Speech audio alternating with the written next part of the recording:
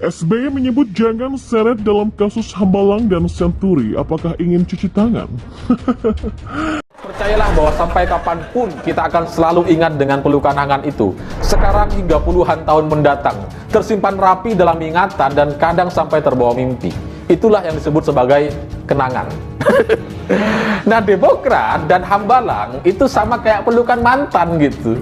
Susah dilupakan, mustahil untuk dilupakan. Maka nampaknya beberapa kader Demokrat mulai menyadari ini, mulai menyadari betapa beban moral sejarah seorang SBY ini sangat kelam gitu dan harus diselesaikan ini gitu. Korupsi Hambalang itu seperti bisul di pantat buat Demokrat yang sangat mengganggu gerak mereka untuk kembali menaikkan nama partai yang setiap pemilu terpuruk.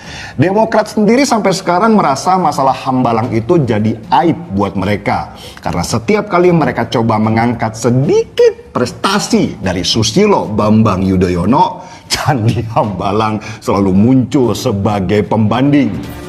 Becik ke titik, olo ke toro. Filosofi dalam bahasa Jawa ini maknanya kurang lebih begini ya lur. Kebaikan akan kelihatan, begitu juga sebaliknya. Perilaku busuk itu cepat atau lambat juga pasti akan terungkap.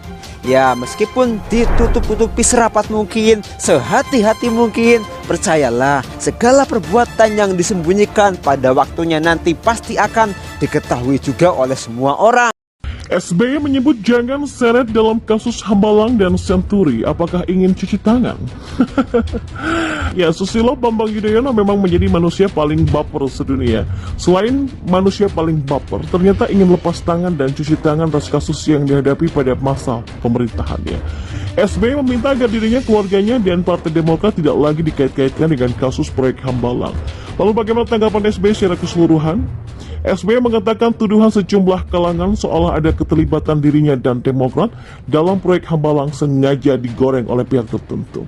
Ia mengatakan dihentikannya proyek tersebut dilakukan karena ada masalah hukum di dalamnya. Itu pun sudah selesai kasusnya. Sementara untuk kelanjutan proyek tersebut jelas bukan jadi lagi tanggung jawab karena ia bukan lagi presiden, begitu katanya. Itu menjadi hak pemerintah Presiden Jokowi, jangan dikait-kaitkan dengan SBY dan Partai Demokrat, kata SBY saat menyampaikan pidato penutupan di hadapan caleg Partai Demokrat di Hotel The Sultan, Jakarta. SBY mengatakan Jokowi bisa melanjutkan pembangunan proyek tersebut sebagai presiden sama seperti saat ia melanjutkan proyek pembangunan pemerintahan sebelumnya.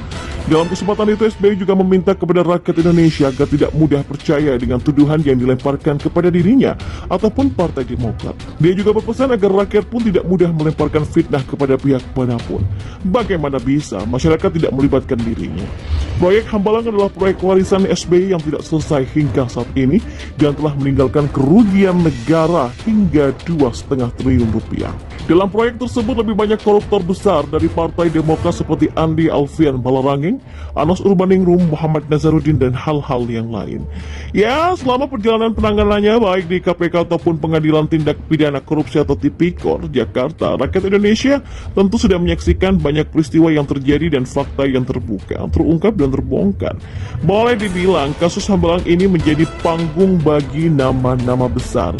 Mari kita mulai dulu deh dari para pelakunya yang sudah divonis, baik yang terpidana ataupun mantan terpidana. Selain Dedi dan Choel ya, tentu saja nanti banyak menyusul nama-nama yang mungkin merupakan para saksi yang memiliki informasi, keterangan, dan juga data sentral. Bahkan katanya dalam perjalanan kasusnya selama di KPK, Anda sempat mengajukan nama SBY dan Edi Baskoro Yudhoyono alias Ibas selaku anggota DPR, sekaligus Sekjen Partai Demokrat untuk menjadi saksi meringankan. Sayangnya SBY dan Ibas menolak, meski KPK sudah memfasilitasi permintaan Anas dengan melayangkan surat kepada kedua orang tersebut. Ya, pasalnya Ibas adalah Ketua Steering Komite Kongres Partai Demokrat pada tahun 2010 silam. Tidak hanya menyinggung SBY soal Hambalang, Anas menyebut SBY juga perlu diperiksa KPK untuk kasus Bank Senturi. Wah, tudingan ini didasarkan pada sekumpulan informasi dari sumber yang mengetahui detail kasus Senturi. Bukti lainnya agar SBY tidak terlibat dalam dua proyek besar tersebut dalam pernyataan Roy Suryo pada 2016 lalu, di mana DPR dan KPK menyebutkan kasus tersebut tidak boleh diselesaikan karena masih bermasalah dengan hukum. Andai saja Jokowi melanjutkan hal ini seperti apa yang diungkapkan oleh SBY, dilanjutkan proyek di tangan Jokowi, dapat diartikan Jokowi telah menyelamatkan SBY dan keluarganya dalam keterlibatan kasus tersebut. Akan tetapi hal yang saya lihat pada SBY kali ini tentang diteruskannya proyek Hambalang. Saya melihat SBY ingin diselamatkan oleh Jokowi. Apakah Jokowi akan mengabulkannya? Bagi saya, Jokowi tidak akan mengabulkan apa yang diungkap oleh SBY. Apalagi SBY sudah jelas menolak bergabung dengan Jokowi pada Pilpres 2019. SBY malah mengungkit hubungan buruk dengan Megawati. SBY malah membaca peta politik yang ada. Di depan kasus tersebut akan kembali booming jika Jokowi terpilih. Ya, bisa jadi seperti Malaysia, di mana mantan pemimpinnya dipenjara. Dalam aksi hari itu pun SBY pernah curhat selama ini menahan emosi karena selama 10 tahun kerap dicurigai terlibat dalam kasus Bank Senturi. Hal inilah yang melatar belakangi ia dan partainya begitu serius menanggapi pemberitaan soal Bank Senturi di media asing Asia Sentinel. SBY lupa kalau Jokowi orang yang cukup lihai dalam memainkan politik simbol. Bayangkan saja ada yang lucu dari apa yang dilakukan oleh Jokowi. Pernah Presiden tiba-tiba belusukan ke Hambalang dan memikirkan apa yang akan dilakukan oleh pemerintah. Pasalnya Hambalang sudah menelan dana triliunan rupiah dan hanya menjadi bangunan tidak terpakai. Jokowi juga sepertinya bingung bagaimana orang yang sebegitu bodohnya membuat mega proyek sebesar itu, namun gak jelas akan digunakan untuk apa. Jokowi nampaknya bingung dan serba salah, sebab kultur tanah Hambalang yang dinilai labil. Jika diteruskan, kemungkinan ada resiko ambruk. Kalau dibiarkan, maka ada triliunan dana yang menjadi sampah dalam bentuk gedung tidak selesai dibangun itu. Karena apapun, ini sudah menghabiskan anggaran triliunan yang perlu keputusan apakah dilanjutkan atau nggak dilanjutkan.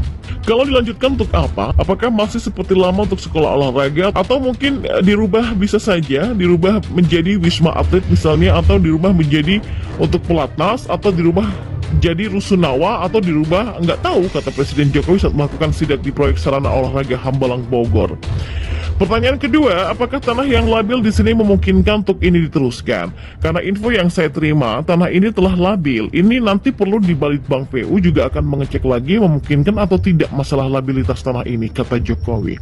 Ya, jujur saya merasa terharu saat Jokowi bahkan memikirkan perabotan seperti AC, mebel, dan peralatan lainnya. Nah, ini akan dikemanakan peralatannya? Kalau nggak cepat diputuskan kan akan rusak semua, ungkapnya.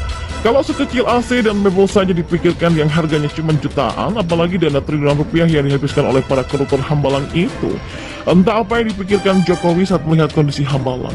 Namun yang pasti beliau sangat terpukul mengetahui uang rakyat triliunan rupiah hilang begitu saja dikorupsi, sementara koruptornya masih bisa senyum-senyum. Padahal kalau dulu dibangun tol Trans Sumatera pasti sekarang sudah selesai semua. Atau kalau dibuat kereta api cepat Jakarta-Bandung sekarang juga sudah bisa dinikmati. Tapi rezim SBY dan kabinet koruptor yang memilih membangun Hambalang dan mencuri triliunan rupiah dari rakyat Indonesia.